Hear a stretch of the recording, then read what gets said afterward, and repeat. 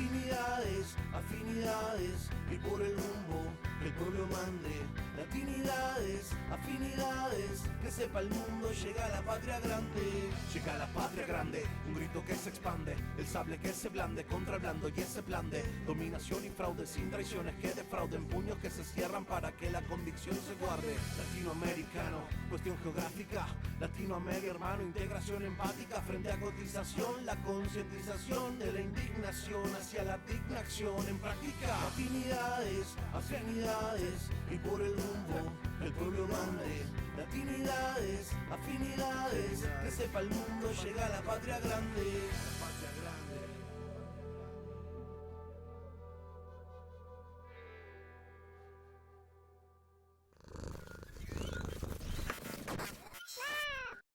Ok, buenas noches Uruguay, buenas noches México. A quienes nos ven en esta emisión de Latinidades desde el estado de Nuevo León, les damos la bienvenida. Gracias por acompañarnos. Desde el 1 de marzo de este año, Yamandú Orsi, del Frente Amplio, ocupa la presidencia de Uruguay por los próximos 5 años. Sustituyó a Luis Lacalle Pou, un gobernante de derecha, lo tengo que decir completo. En Latinidades, desde nuestro espacio, buscamos construir la patria grande, por lo que estamos atentos a lo que sucede en el continente, especialmente en los gobiernos de izquierda o progresistas que enfrentan la ola de la derecha fascista desatada y apoyada por Estados Unidos. Para hablarnos de estos primeros meses de gobierno de Yamandú Orsi y los retos que enfrenta, nos acompaña un militante del Frente Amplio y analista internacional que afortunadamente ha estado ya con nosotros en otras ocasiones. Carlos Alejandro, gracias por estar aquí con nosotros nuevamente. Buenas noches allá en Uruguay. Sí, aquí son 8:30. Les agradezco la oportunidad, sinceramente. Muchas veces es difícil desde aquí, desde el sur, poder llegar ahí, sobre todo a esa región, regiomontana, tan querida por mí, porque he estado muchas veces ahí en Monterrey, en ocasión de los encuentros y los congresos mundiales de educación inicial que organizan los ENDI, el gobierno de Nuevo León, la alcaldía, etcétera. Ha sido una experiencia muy buena que he tenido siempre que he ido ahí a Monterrey, a San Pedro, a las otras ciudades cercanas ahí de la región, ¿verdad? Y bueno, y nada, para nosotros es un desafío además, porque seguramente para muchos uruguayos México está muy lejos y nosotros al revés. Pero hay algo que nos sigue uniendo, que es fundamentalmente la búsqueda de la pública felicidad, como decía nuestro prócer José Artigas, ¿no? Nuestro prócer de la independencia. Y en eso estamos, en eso hemos vuelto al gobierno luego de 5 años de desguace por parte del gobierno de Luis Lacalle Pou, de todo lo que habíamos tratado de construir buscando justamente resolver los problemas que nos había dejado la crisis del 2002, crisis financiera y crisis política también aquí en el Uruguay, en la Argentina, en Brasil, con todo lo que implicó la crisis financiera, con el cierre de 6 bancos aquí en el país. Wow. No, a partir de ahí en el Uruguay no hay más banca nacional, no existe más. Habían capitalistas y banqueros nacionales que a partir de la crisis del 2002 dejaron de serlo. Dejaron un país con el 36% de la población por debajo del índice de pobreza, pero una pobreza estructural de más del 14-15%, que nosotros, a partir de la creación fundamentalmente en el primer gobierno del compañero Tabaré Vázquez, con la creación del Ministerio de Desarrollo Social, se comenzó a tomar una serie de medidas que fundamentalmente fueron a tratar de rescatar a toda esa cantidad de uruguayos y uruguayas que habían quedado por el camino metidos en la miseria más absoluta. Y ese 12% de indigencia en un país donde yo lo repito cada vez que hago mención a esto, nosotros producimos comida para alrededor de entre 40 y 50 millones de personas. Y sin embargo tenemos uruguayos que pasan hambre aquí en el Uruguay. Y somos 3,5 millones de habitantes. Entonces, Mira, ese correlato de esa ilógica total de una política que olvida a las grandes mayorías del Uruguay, creo que se da en el resto de los países de América Latina, se repite esta ecuación, ¿no? Por las cifras que sé que tenía México antes del gobierno de Andrés Manuel, donde también esos números andaban muy arriba. no en la gravedad de lo que nosotros teníamos, pero estaban muy arriba y que se ha venido permanentemente bajando en el sexenio de Andrés Manuel, pero que también ahora en este año y poco que lleva Claudia Sheinbaum Pardo al frente del gobierno de México, también se ha bajado esa pobreza y esa miseria. Volvemos al inicio. El gobierno de la derecha eliminó todo eso, eliminó las ayudas sociales, eliminó el rol y el papel fundamental del análisis de situación de cada una de las familias que venía haciendo el Ministerio de Desarrollo Social. Se eliminaron políticas de vivienda que también iban de la mano de esto, porque nosotros en nuestro programa de gobierno, y ahora lo volvemos a instalar de nuevamente, eh, no solo tenemos que sacar a los uruguayos de la pobreza a través de ayuda directa del Estado Nacional, sino que además hay que generar condiciones para que no retornen para eso. Y hay 3 o 4 elementos que son fundamentales. Lo primero de todo es el trabajo, sin duda, porque el trabajo permite que las familias puedan tener su propio sustento, pero ese trabajo tiene que ir de la mano con la posibilidad que nuestros ciudadanos tengan de poder tener acceso a una vivienda digna que a su vez les permita desarrollar la familia y tener condiciones de vida decorosas. El tercer elemento que va de la mano de esto, que va de la mano del trabajo, de los papás, va de la mano de la vivienda para que eh, puedan desarrollarse las familias, pero esos niños que crecen por debajo del índice de pobreza tienen que tener condiciones de poder estudiar y desarrollarse como tales. Por lo tanto, la educación va de la mano de eso, porque si yo voy a la escuela, pero después cuando regreso a mi casa vivo en un rancho de lata y de cartón, no tengo absolutamente ninguna condición de poder sentarme en una mesa y poder estudiar, hacer mis tareas, etcétera, cuando vuelvo del secundario o de la escuela, de nada sirve que todo lo otro se haga. Entonces, ese es el tercer elemento que para nosotros es fundamental en el desarrollo de las familias que nosotros logramos sacar de la pobreza. Y el cuarto elemento es la creación de mecanismos que permitan que eso tenga una continuidad en el tiempo, porque de nada sirve que por un periodo de tiempo nosotros saquemos a la familia de la pobreza, logremos darle trabajo, vivienda, educación a los niños, pero que si la estructura económica del país no permite que eso sea sostenible en el tiempo, vamos a volver a tener otra vez esa cantidad de gente y de ciudadanos que vivan en la forma en que no deberían hacerlo. Entonces, creo que ahí hay una de las patas fundamentales de este proceso que nosotros iniciamos el 1 de marzo. Sin duda, nosotros habíamos dejado el Uruguay con la pobreza estructural por debajo de un dígito. Hoy la volvemos a tener por encima de 2 dígitos, está en el entorno del 16-17%. Volvemos a tener miles de uruguayos que están viviendo en la calle, porque a la pérdida de trabajo, a la pérdida de posibilidades de mantenernos, lo primero que hace la familia es abandonar el alquiler, porque además, yo no sé si en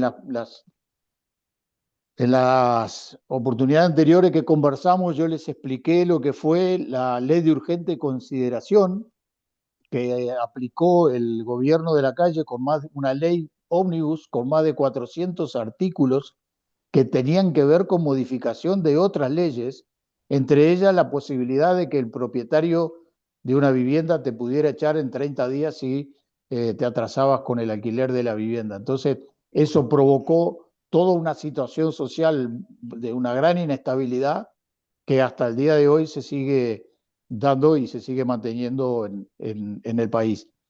Por lo tanto, en el plano estrictamente de lo social, nosotros recibimos un país que volvió a tener similitudes muy claras con lo que fue la salida de la crisis del 2002 y a partir de nuestro gobierno en el 2005. Muy similares, con un agravante que es la situación internacional.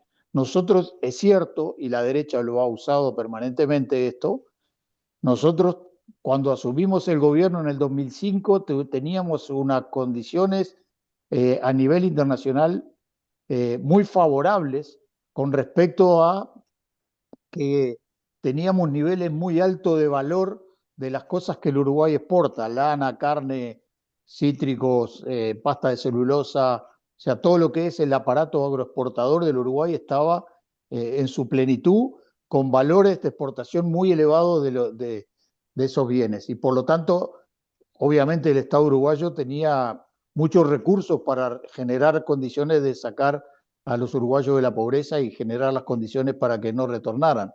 Hoy la situación que tenemos, no les voy a contar a ustedes lo que está haciendo el vecino de ustedes del norte, con, con los desastres que implica eso para todo el comercio internacional y la inestabilidad que genera, con precios de los commodities que están a la baja, salvo aquellos que eh, China va a comprar sí o sí porque le va la vida para poder alimentar a ese 1.300.000, ese 1.400.000, a los 1.400 millones de chinos que viven ahí. Entonces, yo creo que eso es lo que ha mantenido determinados niveles y nosotros tenemos un nivel muy importante de comercio con China, con el Brasil, con Argentina, lo que es el Mercosur, pero fundamentalmente hacia afuera de fronteras de América con China. Eso nos ha permitido por lo menos ir llevándola en un plano no de ganar, pero sí en un plano de que no haya retroceso en cuanto al ingreso de divisas al país.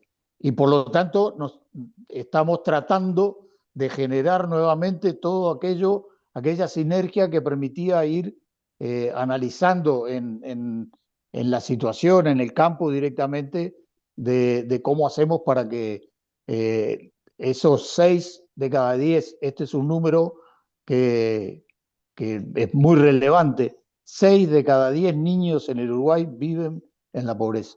6 de cada 10. Es En mucho. es muchísimo, pero además en una población que tiene un proceso inverso en el crecimiento.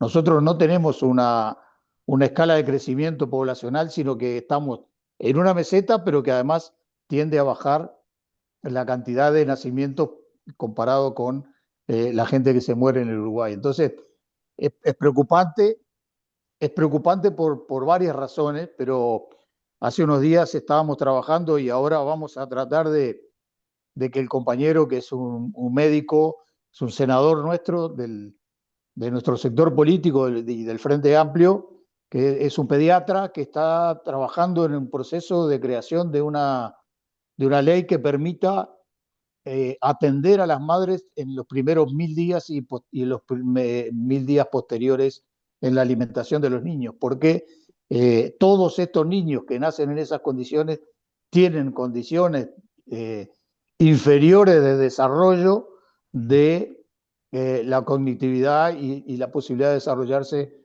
como seres humanos completos. Entonces, no solo viven en la pobreza, no solo no tienen condiciones de poder tener un desarrollo en su proceso de escolaridad, sino que además provienen de una mamá que seguramente comió mal, se alimentó mal, lo alimentó mal mientras estuvo en el vientre de la madre, pero que además después de que nace también sigue teniendo condiciones desfavorables para poder tener su desarrollo normal desde el punto de vista cognitivo. Entonces, todo eso forma parte de nuestra, yo diría, nuestra principal preocupación en este primer año de gobierno y lo que va desde marzo hasta ahora. Este ha sido la pobreza infantil, sobre todo, ha sido el eje central del trabajo que nosotros hemos desarrollado.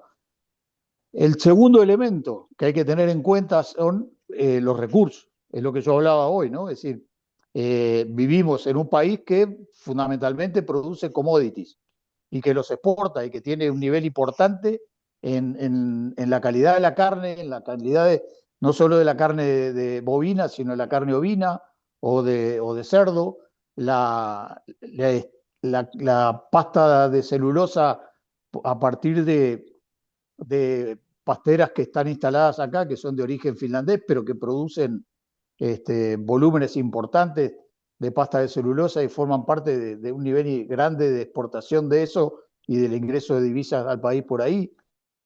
Y después los cereales, ¿no? Soja, trigo, cebada, todos los cereales porque Uruguay es un país que no tiene montañas prácticamente, que su territorio es prácticamente sembrable absolutamente todo con las nuevas técnicas que hay hoy, y por lo tanto hay alrededor de 1,5 millones, 2 millones de hectáreas sembradas permanentemente con distintos productos de agropecuarios. Entonces, todo ese aparato productivo agropecuario del país eh, ha generado riquezas que a su vez han permitido, y hay un informe de la Dirección General Impositiva del Uruguay de hace unos días nada más, que a nosotros nos viene muy bien ese informe porque quienes sosteníamos de que el 1% de los uruguayos que acumulan mayor riqueza por encima de los 1.000 millones de dólares, o sea, riquezas 1.000 millonarias, ¿no? Es el 1% de la población del Uruguay, de los 3,5 millones. Pero ese acumulado en bancos del exterior, de depósitos de uruguayos en el exterior, de acuerdo a los últimos datos de la Dirección General Impositiva, asciende a unos 67.000 millones de dólares. Es el 70% del Producto Bruto del Uruguay de un año. Y los Para que tienen tengan una fuera, idea, los tienen y fuera, eso está fuera. en Estados Pero Unidos, obviamente. no, no solo Estados Unidos, no, hay diversos, o sea, Suiza, Ok. Bahamas, Cayman, o sea, los paraísos fiscales, el que usted quiera. Entonces, pero el hecho fundamental es que desde el 2019, año que nosotros perdimos el gobierno y que ganó la derecha, esos depósitos estaban en el entorno de los 24 o 27.000 millones de dólares. Por lo tanto, pandemia incluida en el medio, 2020-2021, en el último periodo de gobierno de la derecha, hubo una transferencia directa desde abajo hacia arriba, o sea, desde el trabajador hacia los ricos, de más de 40.000 millones de dólares. Porque si eran 27 los que habían depositado en el exterior cuando nosotros éramos gobierno, en este último periodo, en estos 5 años, acumularon 40.000 millones de dólares para hacer números redondos. Wow.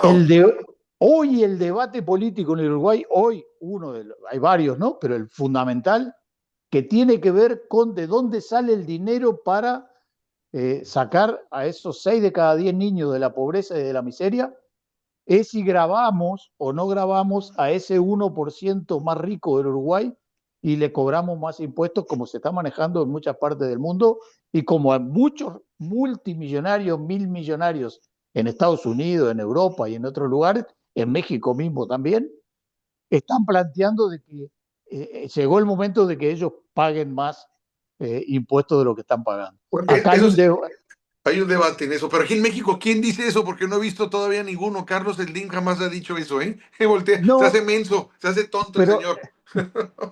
Pero el LIM, lo que ha dicho, sí, el LIM, que a mí me llamó mucho la atención, es que habló de su acumulado. Por primera vez, yo nunca lo había escuchado. Y no hace mucho dijo bueno, que sí reconoció que tenía lo que tenía como fortuna, ¿no? Entonces, bueno, después hablaremos del FOBAPROA, de las privatizaciones, de todo lo que pasó ahí en México. Quizás sea parte de otra discusión que nosotros no la tenemos acá, que nosotros por suerte no la tenemos porque en el 92 el pueblo uruguayo le dijo que no a las privatizaciones. Nosotros hicimos un plebiscito donde la ley de privatización de empresas públicas y bienes del Estado, ellos perdieron el plebiscito, nosotros ganamos ese plebiscito y las empresas siguen siendo del Estado uruguayo, fundamentalmente las empresas estratégicas, telecomunicaciones, energía, obra sanitaria del Estado, que es el agua, el Banco de Seguro del Estado, el Banco República, que es el banco de fomento que tiene el país, que además tiene el 60% del mercado de la plaza financiera del Uruguay, que es muy grande, comparativo con otros países.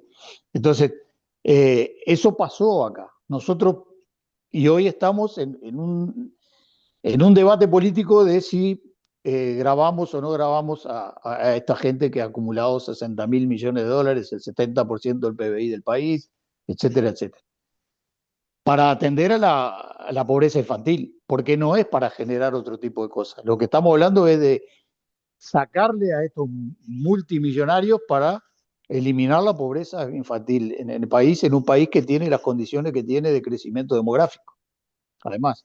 Entonces, Ojalá sí lo hagan, ¿eh? Ojalá sí lo bueno, hagan. es un partido político el mío que ustedes saben, es un frente en disputa, donde acá nos peleamos por todo y que está bien que sea así.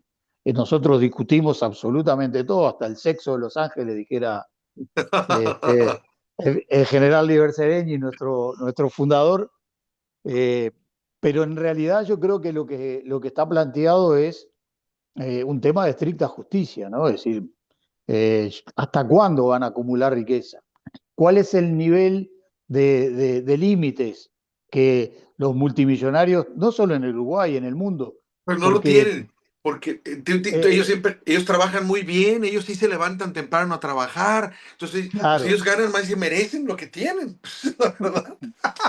claro, entonces aquel debate ideológico fundamental de quién es que genera realmente la riqueza, ¿no? O sea, yo tengo claro que el que genera riqueza es el que trabaja, no el dueño de la empresa, ¿no? Es decir, o el dueño de la fábrica. El que fabrica la riqueza es el trabajador que hace lo que esa empresa después vende, ¿no? Y que es la plusvalía y todo aquello de lo que hablaba un señor que usaba barba, ¿no? Entonces, pero yo creo que estamos en un proceso muy complejo, muy complejo. Nos dejaron un país sobreendeudado. Nosotros tuvimos la primera medida que tomó el gobierno fue pedirle al Parlamento la autorización para elevar el porcentaje de la deuda con respecto al Producto Bruto Interno, porque habían pedido en su campaña electoral, la derecha en el 2019 fundamentó casi toda su campaña en bajar el déficit fiscal. Eso era, para ellos el déficit fiscal era algo como terrible que lo que le estaba pasando al Uruguay. No solo no lo bajaron, terminaron en 1 de marzo con un déficit fiscal superior al que nosotros teníamos, sino que además para sustentar todo eso pidieron más deuda.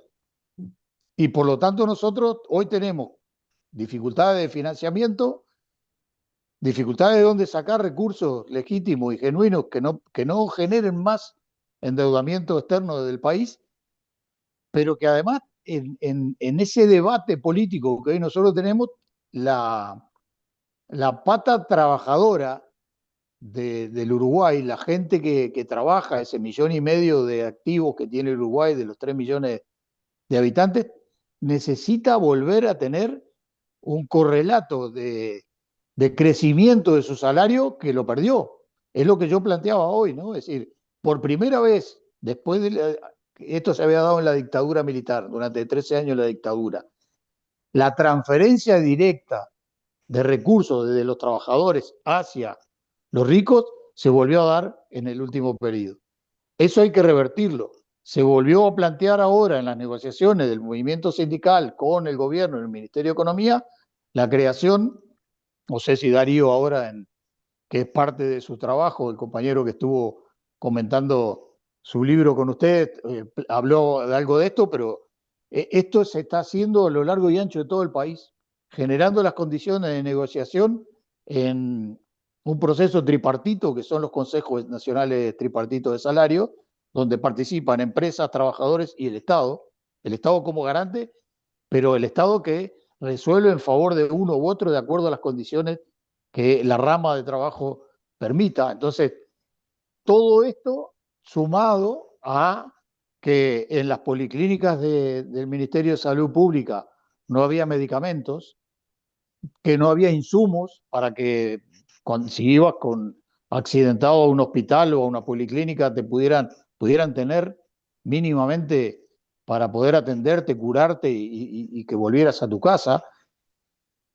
Los medicamentos de largo tiempo, es decir, para los diabéticos, los hipertensos, la gente que tenía patologías permanentes, ya no había más medicamentos y tenía con la receta del médico ir a comprarlo a la farmacia, con lo que implicaba para las familias, ¿no? Es decir, pero nos encontramos que no solo eso estaba pasando a nivel de la salud del país, sino que además teníamos $1.300.000 de deudas, 1.300 millones de dólares de deudas que no se habían hecho frente las obligaciones del Estado para con los proveedores del Estado.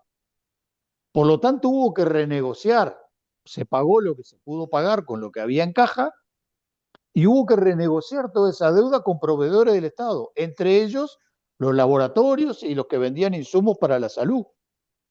Entonces, no solo destruyeron todo lo que pudieron, y sobre todo en lo que era el sustento del entramado social más bajo, sino que además nos dejaron un clavo, una deuda enorme para un país que, vuelvo a repetir, ¿no? O sea, somos unos 70.000 millones de dólares y de ahí para abajo, dependiendo de la balanza comercial como se establezca, es lo que el Uruguay produce. Por lo tanto, 1.400 millones de dólares para el Uruguay es mucho dinero en obligaciones directas del Estado para con sus proveedores.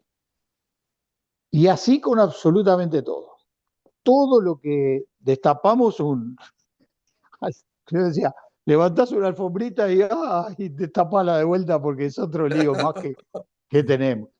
Entonces, ha sido un gobierno, un periodo de gobierno estos meses muy complejos, que con una derecha utilizando todos los medios a su alcance y dentro de los que pongo fundamentalmente como prioridad para ellos es los medios de comunicación. No les voy a explicar a ustedes lo que hacen los medios de comunicación en contra de Andrés Manuel o de Claudia Sheinbaum o lo que está pasando ahí en México. Bueno, la receta es la misma acá. La derecha dice mentiras o medias verdades, que a veces es peor, y eso se reproduce en la televisión, en las radios, en los medios escritos, en las redes, etcétera, etcétera. Entonces, han sido un periodo muy complicado. Nosotros no nos imaginamos que seguramente en lo personal, esto no lo he conversado con muchos compañeros actores del gobierno, pero creo que no me equivoco mucho si planteo que la, la política en el Uruguay tiene que tener generadas condiciones que vayan de a poco modificando todo esto que nosotros hemos desarrollado hasta ahora. Les pido si me pueden dar un segundito nada más. Ok. Sí.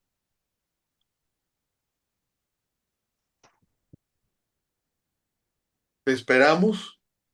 Nos quedamos preocupados con este asunto de la niñez, lo que estabas mencionando ahorita.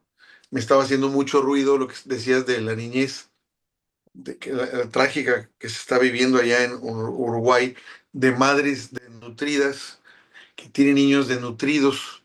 Y se me acordé de lo que está pasando en Palestina, en Gaza. Bueno, Imagínatelo. Si acá está fuerte, imagínate acá en Palestina. Y siempre digo, sí, Ese es un tema también complejo dentro de este Frente Amplio que está en disputa, Ujú. pero quería cerrarlo del capítulo de la infancia y la niñez con la posibilidad de tener eh, establecido en nuestro programa de gobierno que eso sí o sí debe pasar. O sea, nosotros vamos a poner absolutamente todo lo que esté a nuestro alcance para modificar estas condiciones de la niñez. Los demás temas, el tema de las deudas, el tema del endeudamiento externo, si, todo eso para nosotros son prioridades, porque además si no resolvemos eso, tenemos problemas para resolver los problemas estructurales. El tema de la vivienda, como decía hoy, es un tema central para nosotros. Nosotros tenemos un déficit solamente en la ciudad de Montevideo, que hay 1.400.000 personas, hay un déficit de alrededor de 100.000 viviendas. O sea, hay casi 100.000 uruguayos que viven en asentamientos, o sea, en viviendas precarias. Entonces, es mucha cantidad de gente viviendo en malas condiciones que forman parte de esos cinturones de pobreza que es donde están incluidos nuestros niños que viven por debajo del índice de pobreza. Entonces, y volviendo al planteo de Gaza, nosotros tenemos distintas visiones. Somos un frente político, habemos compañeros que hoy por hoy estamos contestes a que lo que está pasando en Gaza, y no solo en Gaza, esto yo cada vez que me plantean el tema lo incluyo, porque parece como que todo lo que está pasando ahí en Palestina pasa solamente en la Franja de Gaza, que en Cisjordania y en el Ah, no. resto de los territorios ocupados no pasa absolutamente nada, y pasa, y muere Claro. gente. Lo que pasa que, claro, esos 2 millones y algo de habitantes de Gaza ponen todo, casi todo, la mayoría de los muertos, pero en los territorios ocupados y en Cisjordania mueren todos los días 20, 30, 50 palestinos a manos de los colonos y de los francotiradores y del ejército de Israel. El Estado uruguayo, la presidencia, como presidencia del país, no se ha expresado en estos términos. Para algunos compañeros dentro de la fuerza política, esto es un genocidio por las definiciones y las características que tiene el conflicto y lo que está pasando ahí, y lo que viene pasando desde hace más de 70 Décadas. años, ¿no? Pues sí. O sea, porque esto es desde que el primer día, desde la Nakba hasta hoy, es lo que ha pasado.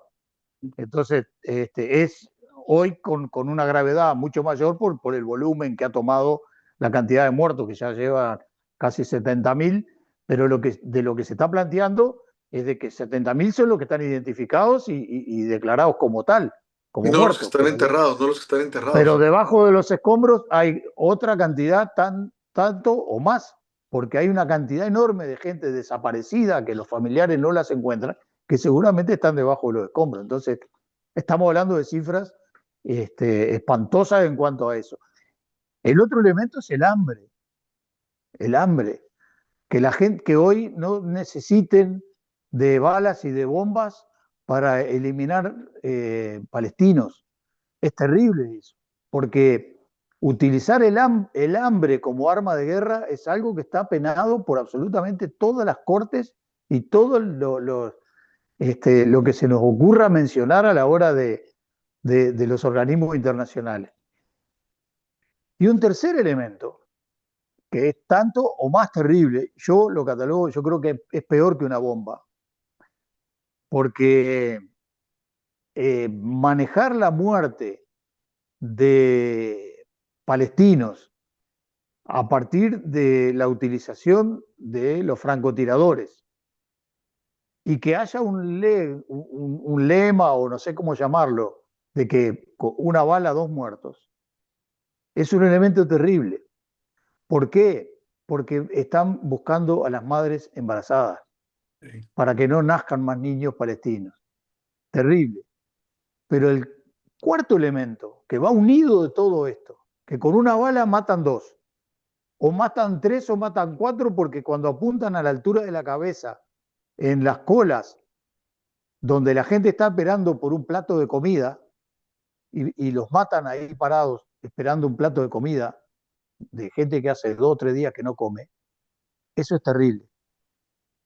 Pero el cuarto elemento, y que va de la mano de todo lo que ha sido el desarrollo de las políticas sociales que apuntan a mejorar las condiciones de las madres fundamentalmente, es que las mujeres palestinas hoy no tienen capacidad de embarazarse porque el hambre que están pasando no les permite ni siquiera ovular normalmente para poder quedar embarazadas. Entonces, acá hay todo un cúmulo de una situación por demás desesperante ya a esta altura, que creo que, bueno, eh, va a ser muy difícil que el ser humano, que la humanidad pueda olvidarse de estos 2 años de lo que ha pasado ahí en Gaza, así como así, y forme parte de la peor historia del hombre arriba de la tierra, ¿no? Así como el nazismo, el fascismo en la década del 30 y del 40, la guerra de Vietnam, con las aldeas quemadas con napalm, o sea, y lo que hoy está pasando ahí es terrible. Entonces yo creo que si bien es cierto que los estados tienen posibilidades, menos posibilidades de expresarse con respecto a lo que es la normativa internacional, creo que igual desde el punto de vista político merecería un tratamiento diferente por parte de nuestro gobierno el tema de si eso no es genocidio o lo que está pasando ahí en Gaza realmente necesita no solo la paz y que nos planteemos pelear o luchar por alcanzar la paz ahí en la región, sino que además necesita acciones para que no se vuelva a repetir, ¿no? Entonces, lo de Sudáfrica, lo de Brasil ahora sumándose a Sudáfrica pidiendo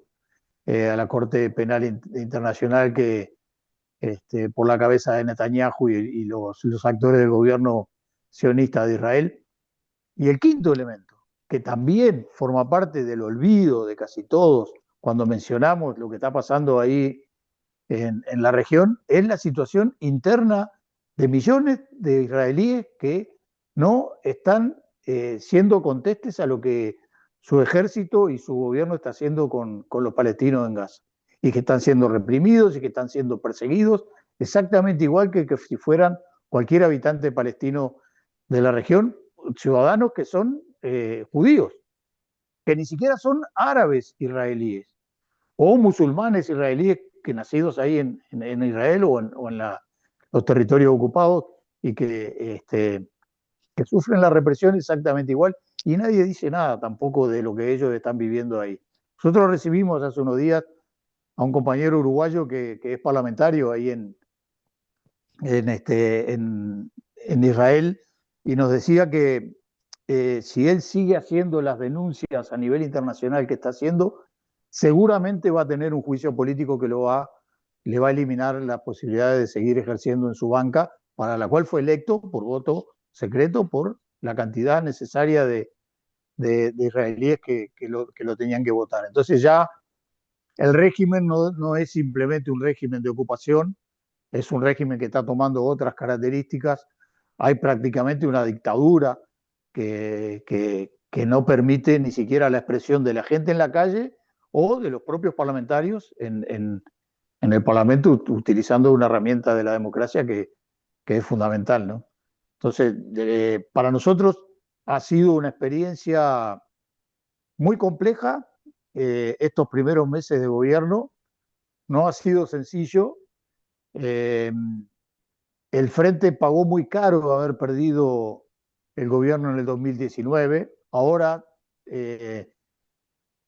como lo hicimos del 2019 hasta 2021-2022, fue la pandemia, y a partir del 22 que se levantó las restricciones de la pandemia, hicimos lo que se llamó el Frente Te Escucha, que era ir a reunirnos con los uruguayos y las uruguayas en todo el país, preguntándole varias cosas, pero fundamentalmente que nos dijeran en qué nos habíamos equivocado para que, en el caso de que no nos hubieran votado en el 2019, nosotros qué cosas deberíamos cambiar de nuestra actitud hacia los uruguayos como gobierno para volver a gobernar el país.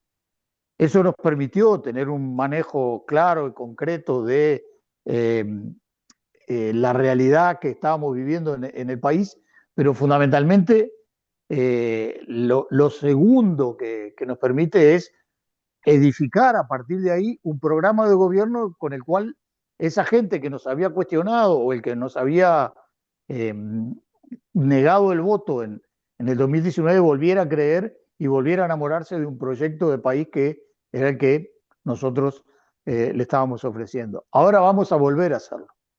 La Mesa Política Nacional del Frente Amplio hace unos días resolvió una segunda etapa del Frente Te Escucha para volver otra vez a conversar con todos los uruguayos sobre lo que está pasando, ¿no? Para justamente tener un gobierno mucho más cerca de la gente, que esa gente para la cual nosotros estamos gobernando se empodere de las resoluciones que toma el gobierno y que a partir de ahí tenga la capacidad de defender lo que ellos mismos han logrado a partir de que nosotros somos gobierno. Entonces, toda esta generación de elementos desde el punto de vista político, creo que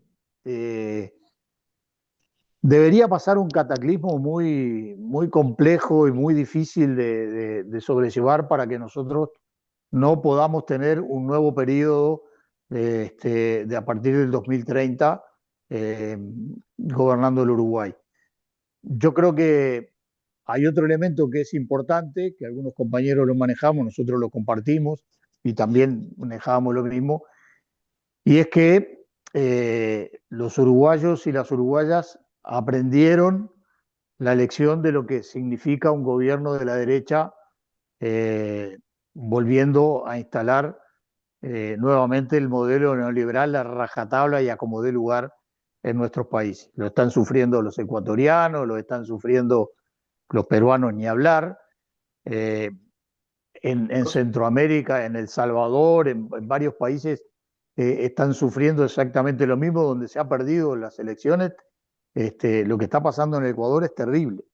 Se está transformando cada vez más en un estado fallido, donde Un Haití es un proceso convertirlo en Haití. un proceso increíble que nosotros, por suerte, creo que todavía estamos muy lejos de eso, pero creo que muchos y muchas de los uruguayos que no nos votaron y que permitieron que Lacalle fuera presidente, eh, Y que yo los no dejó en la diría, calle, ¿eh? Les hizo, no, los dejó en la calle y les hizo en honor a su apellido. tal cual, tal cual. Yo creo que, yo no diría que la gente aprendió, pero sí en cierta forma tuvo la posibilidad de medir lo que era el frente en el gobierno con aciertos y con errores, que tuvimos muchos y que lo admitimos y que salimos a conversar con la gente justamente de eso, y lo que fue el gobierno de la derecha. Lo de Milei en Argentina creo que es el ejemplo más salvaje de lo que puede hacer esta derecha y ultraderecha fascista gobernando un país y entregándolo absolutamente a los organismos internacionales de crédito como el Fondo Monetario, los fondos buitre Y a los y todo sionistas, lo... porque les está regalando Y, terreno. y el tema, fundamentalmente el tema del agua. Esa es una de las riquezas que tiene América Latina, que les va la vida no solo a nosotros y a los argentinos y a los paraguayos que vivimos en ese acuífero guaraní, que es uno de los reservorios de agua más grandes del mundo, sino que lo están entregando, ¿no? A las multinacionales sionistas, que yo no sé siquiera si es estrictamente israelí, esto creo que no, que forma parte de otra cosa mucho más compleja y más grande, ¿no? Y bueno, tomando como ejemplo de enfrentar todo lo que está pasando a Claudia, por ejemplo, a Xiomara Castro en Honduras. Yo vengo de Honduras hace unos días y ahí la cosa estaba realmente peleada, muy peleada, eh, con posibilidades ciertas de que Libre vuelva a ganar la presidencia, pero con una derecha que estuvo vinculada al narcotráfico, que tiene un presidente que está procesado y preso en Estados Unidos por narcotraficante, como Juan Orlando Hernández. Los procesos ahí en México, actores fundamentales del gobierno, sobre todo de Peña Nieto en su periodo, lo que pasó ayer, antes de ayer, con el procesamiento de Uribe, que hoy lo acaban de sentenciar a 12 años de prisión. Y se le Esos dieron, son 12 años, no es nada, debería haber sido 40, todo lo que ha hecho ese sí, señor. claro, porque lo que le pudieron probar fue el fraude Eso nada más. procesal. Entonces, y bueno, creo que hay algunas implicancias más de lo que han declarado los esbirros que tenía Uribe en el paramilitarismo y algunos que a cambio de rebaja de la pena, que creo que van a declarar alguna otra cosita más, y que podré festejar nuevamente de que alguno más caiga en todo eso, ¿no? Pero yo creo que es importante para la consolidación de los procesos, porque de nada sirve haber generado todo el proceso de paz y que América Latina sea un continente de paz, que no haya guerra, que no haya guerrilla, que no haya nada, pero que sin embargo después terminan los actores políticos de la derecha y de la ultraderecha terminan impunes y caminando por la calle igual que nosotros. Entonces creo que esas cosas son importantes de que sucedan y de que pasen. Que también acá en Uruguay lo vamos a tener, ¿no? Acá vamos a tener procesos complejos vinculados a negocios que han hecho, como la entrega del puerto del Uruguay por 80 años a una multinacional belga, 80 años, ¿no? O sea, se van a ¡Qué morir mi bárbaro! Se la bañaron, se, como decimos aquí, 80 años. O sí, sea, no. se van a morir mis nietos y ellos van a seguir teniendo el usufructo del puerto, que además, desde el punto de vista histórico, si hay alguna razón por la cual nosotros existimos como Estado y Estado tapón entre Argentina y Brasil, es por el puerto de Montevideo, por las condiciones que tiene de navegabilidad esta región de América del Sur, que no la tiene Buenos Aires, y que los ingleses, Lord Ponsonby y todos los señores ingleses que pergeñaron la creación del Estado uruguayo, lo hicieron sabiendo que lo fundamental era el puerto y la salida fácil de la producción de América Latina hacia Europa a través del puerto de Montevideo y no de Buenos Aires. Entonces, todas esas cosas que son increíbles, que uno piensa que no podía haber pasado en el Uruguay, pero bueno, vendieron hasta el puerto. Ahora logramos revertir el proceso de privatización del agua potable, que también en una mega operación que firmó un mes antes de irse del gobierno, con el presidente Orsi pidiéndole a la calle que no lo firmara, porque nosotros teníamos intenciones de estudiar nuevamente otras alternativas que hay para brindar agua potable a toda el área metropolitana de Montevideo, que son 1.600.000 habitantes, que hay, y nosotros ya eso ya lo habíamos estudiado y ya se sabía y ya estaban los proyectos terminados y financiados, porque si le hubiéramos entregado los proyectos terminados, pero sin el financiamiento para llevarlo adelante, capaz que podríamos entender de que no se hubieran llevado a cabo, sino que en realidad lo que se hizo fue un gran negociado que llevó de 300 millones de dólares, que es la inversión que nosotros le habíamos dejado establecida y financiada por la CAF,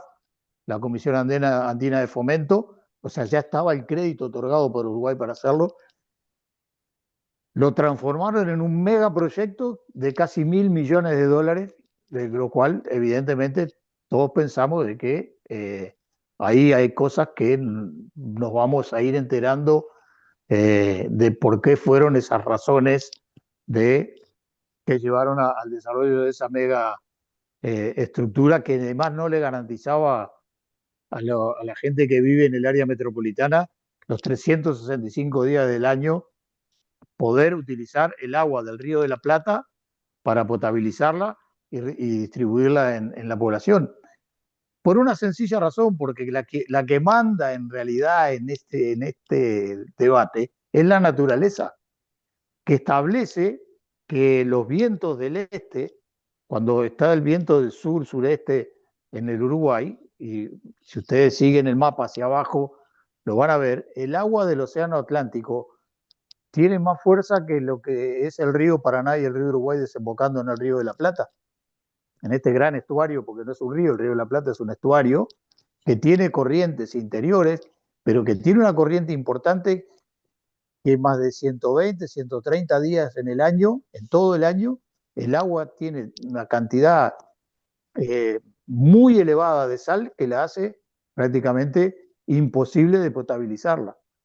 A pesar de todo eso, los tipos iban a hacer el proyecto sacando agua del río de la Plata y no de la cuenca del río Santa Lucía, que por distintas razones nosotros habíamos establecido la creación de un par de represas en dos ríos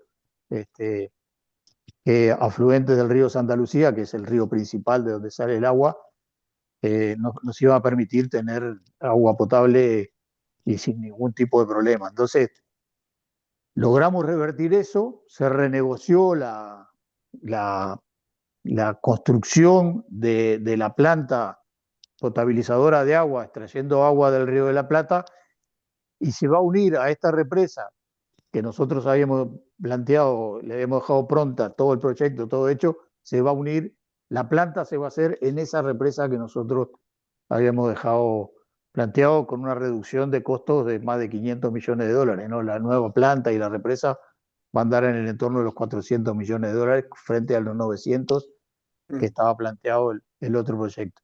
Pero Es, tiene que ver con, como le llaman ustedes, a los procesos de vinculación entre empresarios y gobierno que les voy a contar a ustedes de lo que ha sido los sexenios anteriores a Andrés Manuel, ¿no?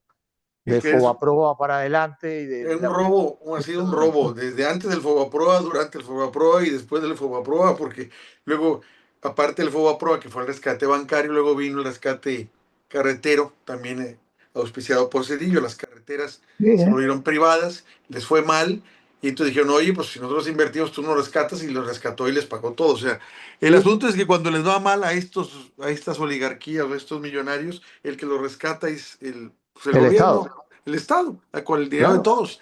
Y cuando Pero resulta que el Estado hace políticas para apoyo a la población, no, es que eso es populismo. No, sí, paternalismo. Es populismo. Oye, espérate. Eso es son sí, unos sí, desgraciados, la verdad. Unos sí, sí. desgraciados. No, no, Yo no. les contaba en un informe que di nosotros funcionamos como fuerza política, como coalición y movimiento. Y el movimiento tiene lo que se llama los comités de base, donde se reúnen los frente amplistas todos los jueves. Aquí en mi barrio hay un comité de base y todos afiliados al Frente Amplio puede participar ahí. Y estaba en un comité de base, esto era en el interior del país, y les comentaba a los compañeros lo que había pasado con las ayudas a los jubilados ahí en México, ¿no? Y el grito en el cielo que habían puesto algunos por lo que estaban destinando el gobierno de Andrés Manuel para ayuda a los jubilados que en su vida le habían dado nada. Y yo lo comparaba justamente con los 90 mil millones de dólares del salvataje de la banca, ¿no? Dólar más, dólar menos, ¿no? Es decir, hay quien dice que fue más de 90 mil millones, pero bueno, creo que han transado en esa cifra. Y comparado con los millones de pesos que significaba la ayuda de los jubilados. Entonces, la gente además no es tonta. La gente, los pueblos saben leer perfectamente lo que son algunas políticas. El tema es que tenemos que ser muy claros a la hora de plantear los temas y de generar las condiciones para que la gente se empodere de estos cambios, que fue la gran virtud que tuvo el gobierno de Andrés Manuel y que por lo que veo ahora Claudia sigue trabajando en el mismo sentido. Quizá nosotros tengamos que mejorar mucho el tema de la comunicación de las cosas que hacemos. Ese fue también de los temas centrales por lo cual los uruguayos cuando hicimos el Frente Te Escucha antes de esta campaña electoral última nos señalaban, ¿no? Es decir, la gente no se enteraba de que lo que le estaba pasando de bueno, no solo porque había todo un tema de meritocracia, que está bien que la gente quiera mejorar, estudiar, trabajar muchas horas, pero había todo un proceso detrás que implicaba que había un gobierno que estaba permitiendo que esas condiciones laborales y salariales fundamentalmente, y la de la estabilidad económica, les permitiera crecer y mejorar. Entonces, en el cómo nosotros comunicamos las cosas que hacemos en el gobierno también hay un porcentaje muy importante en que lo que hacemos realmente sea entendido por la gente. Yo creo que es única, ¿no? Porque no, para hacer eso hay que tener una capacidad muy importante de diálogo y de manejo de la información que fueron las mañaneras, ¿no? Y que ahora la compañera Claudia Sheinbaum lo sigue haciendo. No solo por el hecho político de que marcás la cancha y se discute lo que yo quiero discutir y que es lo que pongo arriba de la mesa todos los días a las 7 de la mañana, sino porque además la gente se entera de lo que estamos haciendo en el gobierno. Y ahí, bueno, ahí es otro de los retos, otro de los desafíos que nosotros estamos tratando de generar condiciones de mejorar eso, ¿no? Mejorar fundamentalmente cómo comunicamos las cosas que hace el gobierno. Porque a veces hacemos cosas que benefician a la gente y deberíamos gritar el gol y no lo gritamos, porque lo tomamos como algo natural, que nosotros estamos en el gobierno para hacer eso. Y sin embargo hay que gritar el gol, hay que festejar, hay que hacer todo lo que hay que hacer, porque nos ha costado mucho, mucho sacrificio, eh, muchas cosas malas que ha vivido nuestro pueblo para que nosotros no lo hagamos de esa manera. Entonces yo creo que cuando hay que gritarles el gol en la cara a la derecha hay que gritárselo. Hay que señalarle a la gente que lo que hacemos es en beneficio de ellos.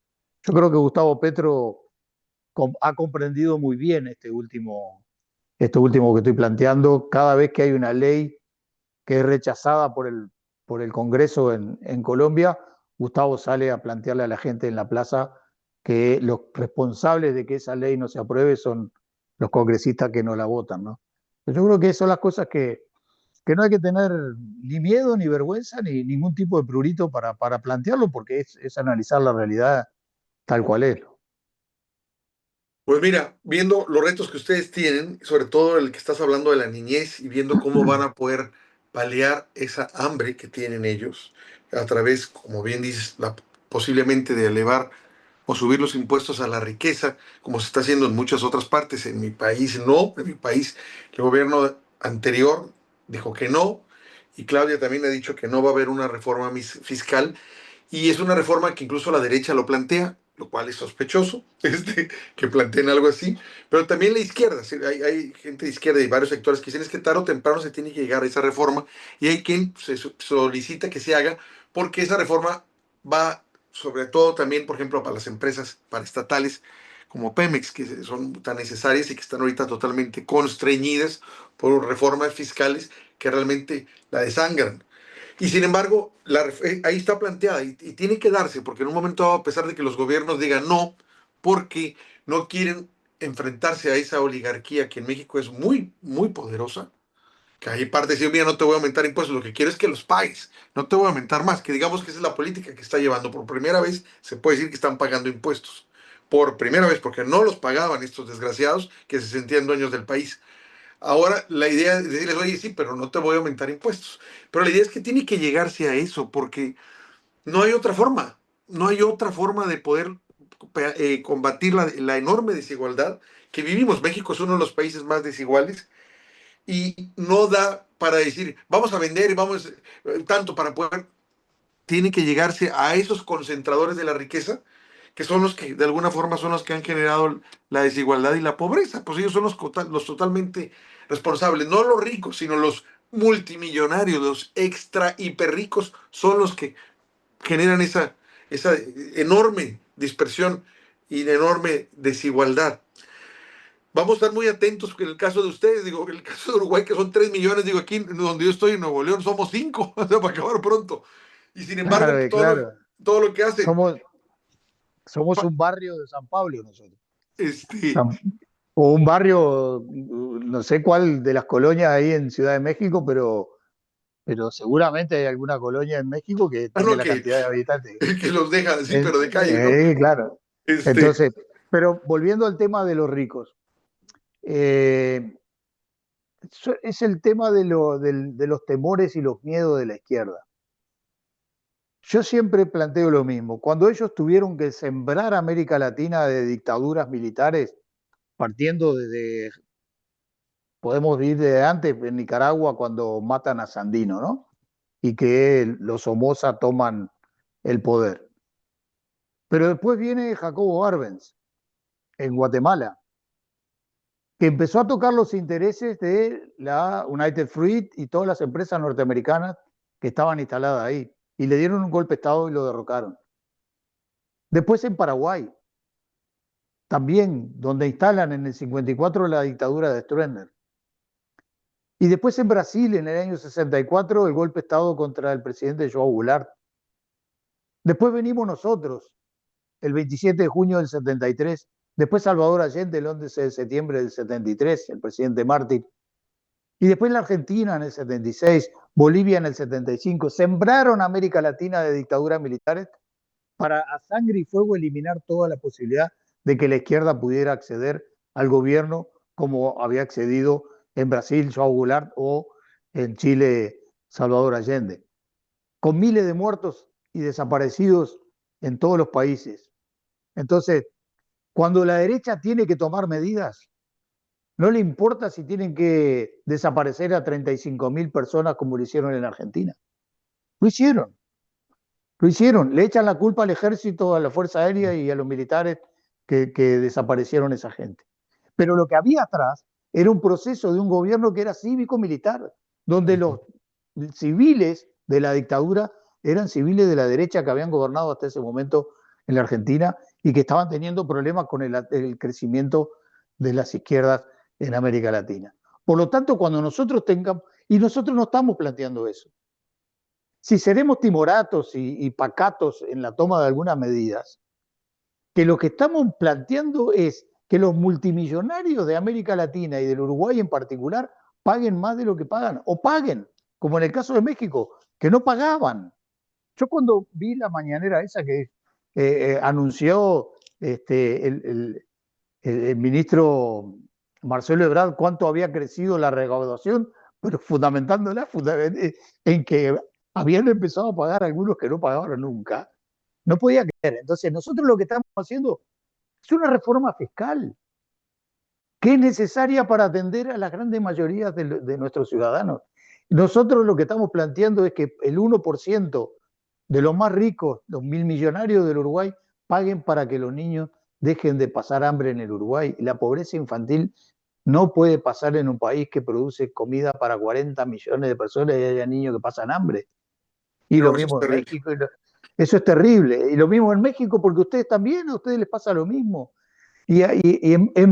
Mira, hace unos días en el Perú, una congresista, la compañera Sigrid Bazán, hizo una ley para que no se tirara más de 12.000 toneladas de comida que se tiran en el Perú por año. Hubo que hacer una ley para que eso no pasara porque hay peruanos que no comen y que sin embargo se desechan 12.000 toneladas de alimentos todos los años en el Perú. Entonces, nosotros tenemos un problema, que es poner lo que hay que poner en el momento que hay que ponerlo para tomar las medidas necesarias para modificar las pautas de la macroeconomía del país que tienen que ver con la reforma estructural impositiva en nuestros países. Porque es lo que planteaba al principio, ¿hasta cuándo van a acumular riqueza? ¿Cuánto más quieren acumular? Ya no hay condiciones de que puedan gastar 7, 8, 10 generaciones de algunas familias el dinero que tienen acumulado, sin que generen más acumulado, ¿no? Si hoy dejaran de acumular, tienen 6, 7, 10 generaciones que van a poder seguir viviendo de la misma manera. Entonces, nosotros creo que llegó un momento de decir, no solo aquello que nos planteamos en el primer gobierno del Frente Amplio del compañero Tabaré Vázquez, que pague más el que tiene más y que pague menos el que tiene menos, sino modificar realmente la estructura de todo lo que es la forma en que nosotros recaudamos para las políticas sociales. Porque uno de los elementos políticos que a nosotros nos costó también el gobierno es que la clase media, que la habíamos ayudado a mejorar sus condiciones de vida muchísimo. Y la clase media alta eran los que estaban sintiendo en su fuero más íntimo de que eran los únicos que ponían para las políticas sociales que el Frente Amplio estaba llevando adelante para sacar a la gente de la pobreza. Que los grandes empresarios, que los banqueros, que todo lo que no ponían en el mismo porcentaje que ponían los trabajadores, el 25 o el 30% de su salario como impuesto a la renta de la persona física. Yo te pongo solamente un ejemplo. A mí de mi salario, el Banco Itaú, en el cual yo trabajaba acá en Montevideo, me descontaba el 25% de impuesto a la renta de la persona física. El impuesto acumulado que pagaba el banco era del 17% en su operativa, con la diferencia de que yo ganaba $1.500 por mes y el banco ganaba casi 2.000 millones de dólares por año. Entonces, ese correlato no puede existir más. ¿Hasta cuándo va a seguir Carlos Slim acumulando riqueza? Él mismo lo ha dicho, que ha acumulado muchísimo y que es uno de los hombres más ricos del mundo y que está tercero o cuarto en la lista Forbes. Sí, es una vergüenza eso. Yo creo que la izquierda tiene que aprender a que cuando hay que tomar las medidas, hay que tomarlas. Y cuando tenemos correlación de fuerza favorable, hay que hacerlo. La derecha, si tiene que apretar el gatillo utilizando un ejército para matar a un presidente, lo hace. O bombardear la moneda como hicieron con Allende, lo hacen. Entonces, y no dudan, ni un instante dudan ellos.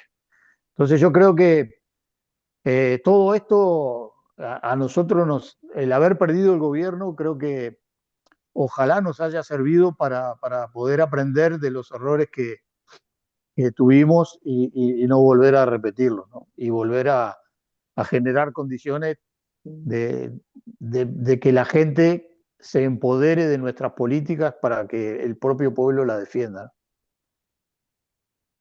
Carlos, pues te quiero agradecer esta charla que nos acabas de dar.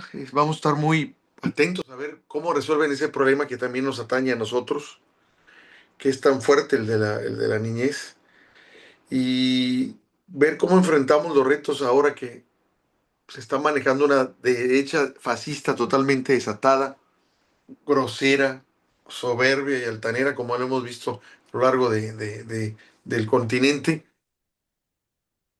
Y las gentes que llegaron, la gente, perdón, que llegó a votar por ellos, desencantado de la izquierda, porque la izquierda no jugó, no estuvo a la altura, porque le faltaron miras o no tuvo la capacidad de tomar decisiones, y que pagaron el precio en las elecciones, que también aprenda, ahora que votaron por esa derecha, que creyó que en un momento dado los iba a apoyar. Y realmente no solo no los ha apoyado, los ha agredido, como está pasando en Argentina, ¿no? O sea, obviamente votaron desencantados por los gobiernos donde estaba Cristina Fernández, y ahora, o sea, ponen a este loco de Milei. Dices tú, ¿cómo pasó eso en Argentina? Bueno, es otra cosa, ¿no? Sí, lo que pasa es que ahí hay un tema que también la izquierda no ha resuelto de la mejor manera, que es cómo, quién y cuándo y dónde manejan los medios de comunicación. Porque los medios de comunicación son concesiones del Estado para que utilicen la onda de esa televisión o esa radio, pero que necesariamente no es de que eso sea un tema de por vida. El Estado puede revocar esos permisos. El problema es que la izquierda no se animó hasta ahora a hacer una ley de medios realmente, acá por ejemplo, ¿no? Pesada, como la que hizo Rafael Correa en el Ecuador y que transformó todo aquello en un escándalo de que las libertades y no sé qué, y él decía, acá la libertad de prensa la marca el dueño del diario, no las posibilidades que tiene el ciudadano de poder expresarse en el diario, ¿no? Entonces, pero yo creo que eso también, cómo juegan los medios de comunicación a la hora de crear estos monstruos como Milei, que de loco no tiene nada. Yo discrepo con quienes piensan que es un tipo que es un demente y que no, es un tipo que lo han coacheado de tal manera, le han enseñado a desarrollar el papel que está jugando, se aprendió el guión, es un buen actor. El nuestro, La Calle Pou, también era igual. Era un tipo que no era improvisado. Bukele no creamos que es un demente tampoco. Bukele cuando hace todas esas alocuciones que hace y habla y los discursos y todo lo demás, es un tipo que lo ha estudiado minuciosamente junto con un equipo de asesores y dice lo que tiene que decir y de ahí es muy difícil que lo muevan y está pasando lo que está pasando en El Salvador. Entonces yo creo que sí es cierto que nosotros tenemos la posibilidad de poder revertir todo eso, pero no podemos volver a cometer errores, ¿no? Definitivamente Y, no. y lo otro, y lo otro con el tema de la derecha y la ultraderecha, yo creo que siguen siendo lo mismo. Yo creo que el PRI de Salinas sigue siendo el mismo PRI fascista y represor de, de Alito Moreno, ¿no? Es decir, por mencionarlo, de aquella época y el de ahora. Entonces, el que eliminó a Colosio es el mismo, que el PAN es el mismo, y que el Partido Nacional de la década del 60, que fue el primero que firmó una carta de intención privatizadora de todo en el Uruguay con el Fondo Monetario Internacional, es el mismo Partido Nacional de la calle Pou hoy. El único problema es que hubo una época en que la derecha tenía como cierta vergüenza de decir que se identificaba con algunas posiciones fascistas. Hoy no, hoy están totalmente desembosados, no les importa, manejan los medios de comunicación y se blindan a partir de ello. Entonces, para que la gente entienda y comprenda eso, resulta bastante difícil, justamente porque nosotros les permitimos que sigan usufructuando los medios de comunicación como lo han hecho siempre, en contra de los adversarios políticos. Y lo otro que no hemos creado. El ejemplo de ustedes es un ejemplo muy válido y que ojalá podamos tener la posibilidad de desarrollarlo mucho más en todos los países de América Latina y tener medios alternativos que nos permitan estar. Si no, nosotros seguramente no hablaríamos para los mexicanos como lo estamos haciendo ahora con ustedes, ¿no? Porque a mí Televisa no me entrevistó ni me va a entrevistar nunca, o la Azteca tampoco, entonces, bueno, eso creo que forma parte de las cosas que nosotros tenemos que también aprender y tratar de modificar la estructura de poder en nuestros países, ¿no? Carlos, ya no te quito más tiempo, que tengas muy buenas noches No, allá.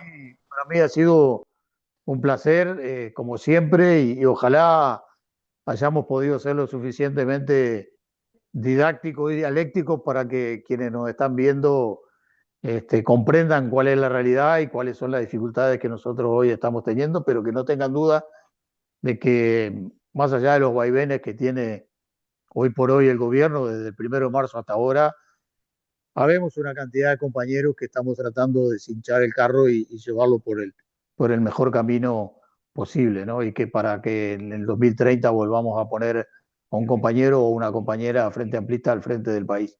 Yo les agradezco mucho, les mando un abrazo grande y bueno, quizás ahí por noviembre nos estemos viendo nuevamente ahí en la región regiomontana y comiéndonos un cabrito ahí ¿Cómo en, no? en, en esos dos, casi se me escapa un chivo, pero en esos lugares Ok. fantásticos donde lo sirven, que es una exquisitez gastronómica que tienen ustedes ahí, que la disfrutamos mucho. Les ¿Cómo mando un no? abrazo grande Igualmente, y bueno, estamos en siempre contacto. a las órdenes las veces que sea necesario y que ustedes quieran. Estamos en contacto y que tengas buenas noches. Arriba, Gracias. igual, saludos para ustedes. Saludos.